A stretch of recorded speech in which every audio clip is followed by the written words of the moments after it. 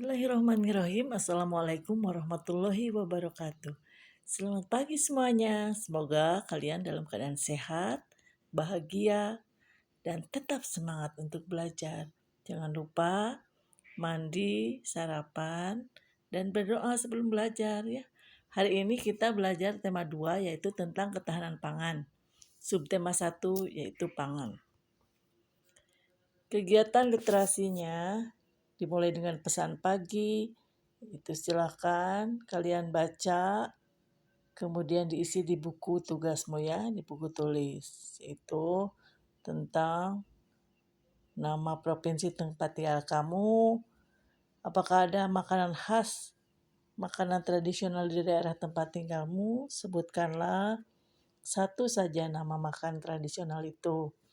Bagaimana rasanya makanan itu? Apakah manis, asin, pedas, atau lainnya? Menurutmu bahan apa yang dipakai? Bahan utamanya gitu. Terus pernahkah kamu melihat proses membuatnya? Apakah membuatnya itu cepat atau lama? Apakah dengan mesin atau dengan manual?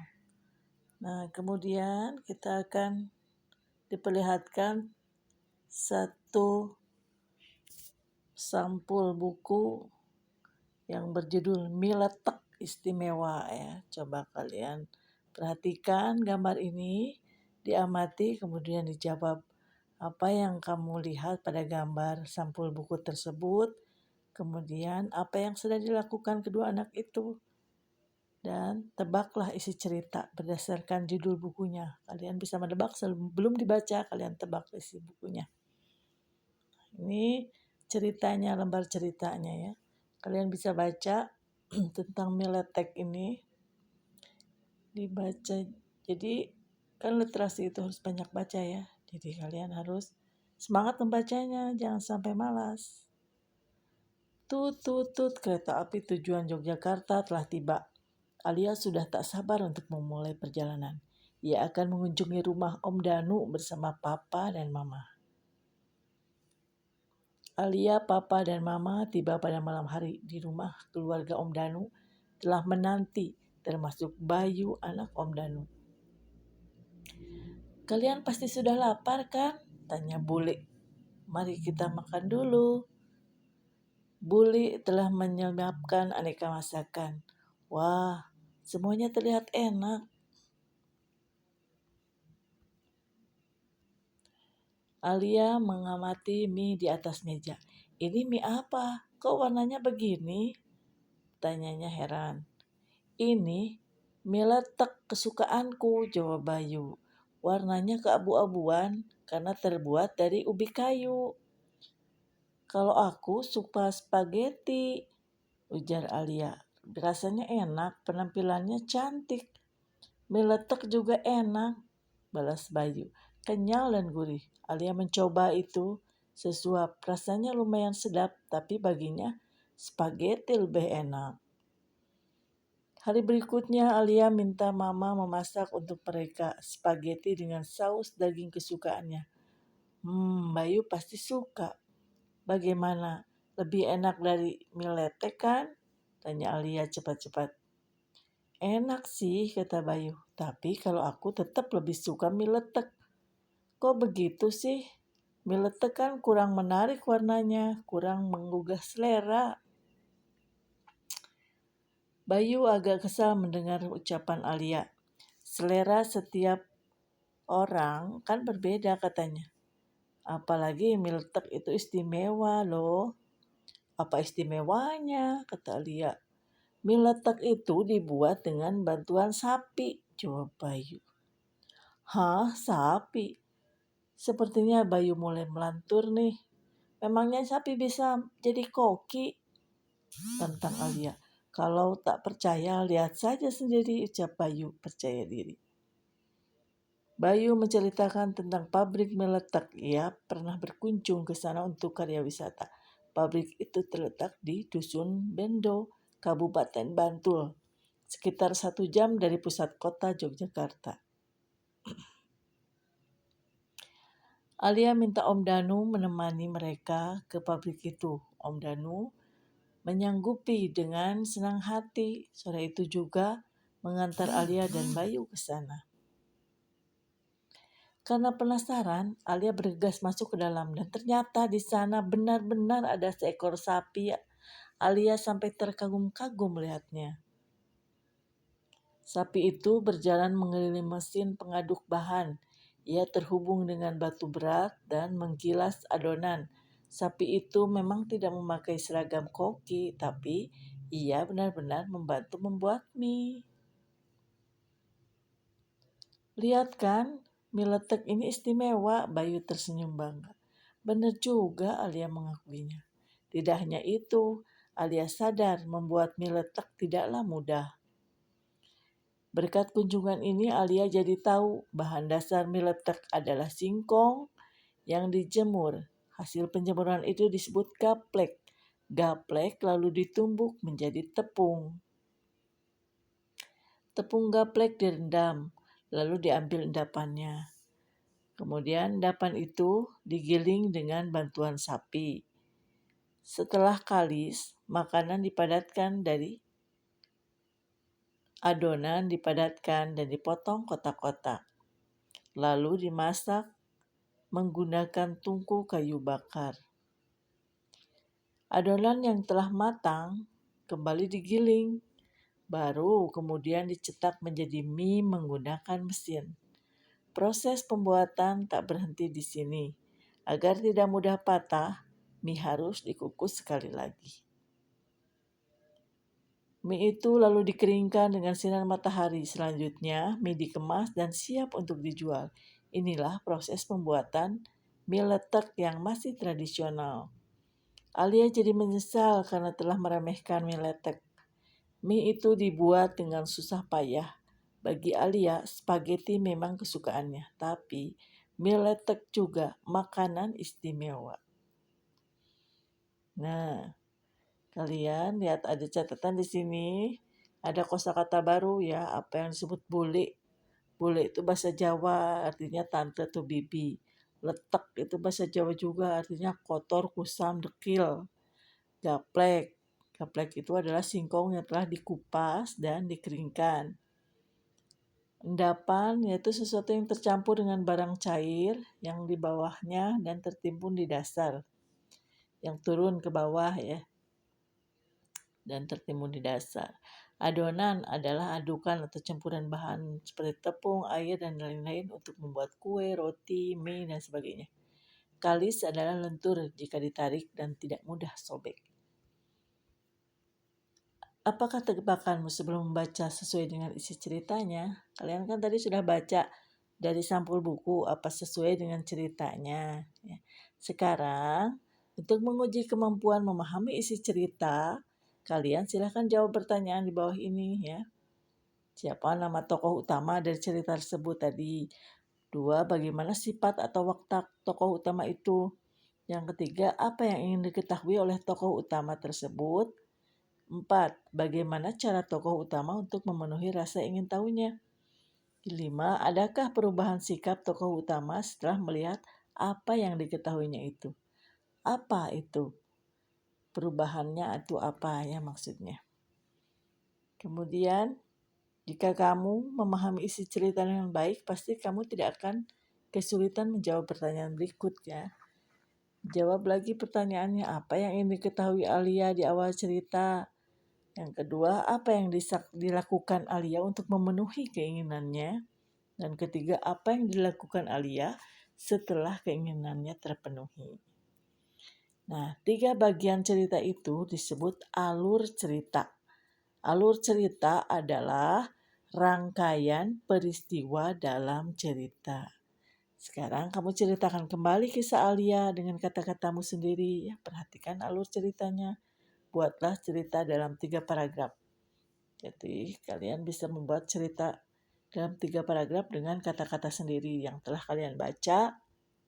Pasti ada yang diingat ya. Lalu dituangkan dalam bentuk tulisan. Ini kosakata baru ya tadi udah ya. Nah, terus sekarang kita bermain teka-teki. Bacalah petunjuk yang ada. Tempatkan jawabanmu pada kotak-kotak di TTS itu sesuai nomor petunjuknya. Jawaban untuk petunjuk lainnya bisa kamu temukan dengan melihat huruf yang ada. Jika jawaban yang kamu masukkan belum tepat, maka TTS ini tidak terselesaikan. Ya, seperti ini jawaban mendatar berarti kan yang pertanyaannya mendatar. Jadi ke sini nomor 2, 4, 6, 7, 8, 10. Pertanyaan menurun 1, 3, 5, 9. Kalian kerjakan. Kemudian kalian silakan membuat kalimat dari kata-kata berikut ini, tradisional, proses, dan adonan. Tapi jangan mengambil dari cerita tadi, tapi kata kalimatnya kalian buat yang baru ya. Tapi yang ada kata tradisionalnya, ada prosesnya, dan ada adonan. Jadi 3 kalimat seperti itu. Nah, literasinya udah beres, kita sambung ke numerasi. Numerasi kali ini, Cahyo. Kalian tebak, coba. Buah kesukaan. Banyak siswa, misalnya mangga. Ini disimbolkan dengan emot tertawa ya, tersenyum. Jadi keterangannya kalau satu emot senyum itu mewakili 4 siswa. Coba kalian bisa hitung, berarti kalau setengahnya, sepotong berarti berapa? Betul, berarti 2. Berarti ini 4 tambah 4 tambah 2 ya, seperti itu. Jeruk berapa? 4 tambah 4 tambah 4, seperti itu. Kalian silahkan dikerjakan. Jadi berapa banyak siswa yang memilih buah apel sebagai kesukaannya? Berapa siswa yang mengikuti survei? Ada berapa siswa yang mengikuti surveinya ya? Dilihat dari jumlah keseluruhan berarti. Kemudian kita akan membaca percakapan numerasi ini. Coba. Di sini ada poster dan ada percakapan antara kakak dan adik. Kakak, Dik, lihat ada iklan menarik nih. Adik, wah iya, ada lomba kreasi makanan Indonesia. Kita ikut, Kak? Boleh, kita buat kue sarang semut saja. Kamu tahu kue itu bukan? Tahu, aku suka kue bundar berwarna coklat karamel dan teksturnya berongga-rongga seperti sarang semut. Rasanya juga manis. Ayo kita beli bahannya dulu. Tahukah kamu, berdasarkan percakapan di atas, terdapat beberapa informasi penting tentang iklan. Iklan mempunyai tujuan untuk menginformasikan sesuatu hal ya kepada pembaca. Selain itu, iklan bersifat mengajak pembaca untuk melakukan sesuatu. Nah, ini adalah tentang iklan ya. Nah, kemudian ini dari sini kita perhatikan dari gambar ini ada 1/2 kilogram tepung, 1 kilogram gula, 1 bungkus vanila, 5 butir telur, dan 1 bungkus soda kue. Ini berarti bahan-bahan kue. Dari gambar ini terlihat ada tepung yang jatuh sebanyak 1/4 kilogram. Dan kakaknya kaget, adiknya juga kaget. Waduh, tepungnya jatuh, ternyata bocor ya kantongnya. Dari sini kita tahu bahwa tepung yang dibeli adalah 1/2 kilogram. Sedangkan yang tercecer ada 1/4 kilogram. Nah, perhatikan berat bahan kue pada gambar di halaman sebelumnya ya. Di halaman tadi berat bahan kue tadi. Apa saja jenis bilangan yang kamu temukan? Ya, pecahan dan bilangan cacah. Pecahan itu seperti 1/2, 1/4 itu kan pecahan ya. Bilangan cacah 1, 5 itu bilangan cacah. Kamu dapat menemukan pecahan dengan mudah saat akan mengolah makanan seperti 1/2 kilogram tepung, begitu juga dengan bilangan cacah seperti 1 kilogram gula dan 5 butir telur. Amati tas plastik yang bocor. Jelaskan caramu untuk mengetahui berat sisa bahan kue yang ada di dalam tas plastik yang bocor. Tulislah pada buku kerjamu ya. Jadi ada 1 kilogram gula, setengah kilogram tepung, 1/4 kilogram tepung tercecer karena plastik bocor. Jadi untuk mengetahui berat bahan kue yang tersisa di dalam plastik yang bocor, operasi hitung apakah yang akan kamu gunakan? Nah, pasti kamu bisa ya. Berarti ada yang terbuang, artinya gimana? Apa ditambah, dikurang, dikali, dibagi. Ya, seperti itu. Kemudian kita akan mencoba memahami. Pada kegiatan ini, kamu akan mempelajari cara menggunakan lebih dari satu operasi hitung pada pecahan dan bilangan cacah. Artinya bisa ditambah, terus dikurang, terus ditambah lagi atau dikali, dibagi seperti itu ya, berarti lebih dari satu operasi hitung. Ini adalah gambar kue. Mari belajar memotong kue. Sarah membeli 1 bolu pandan. Sarah memotong dan memakan 1/4 bagiannya. Berarti kan kalau 1/4 ininya dibagi 4. Satunya diambil, satu potongnya, itu 1/4. Sarah membeli lagi setengah bolu pandan. Setengah berarti udah diambil, satu berarti dibeli lagi, berarti ditambah. Seperti itu ya. Jadi gambaran kue bolu yang dimiliki Sarah. Sekarang petunjuk lanjutan kalian digambarkan. Ini satu kue, kemudian dimakan. Yang dimakan berapanya? 1/4 tadi gambarnya seperti apa.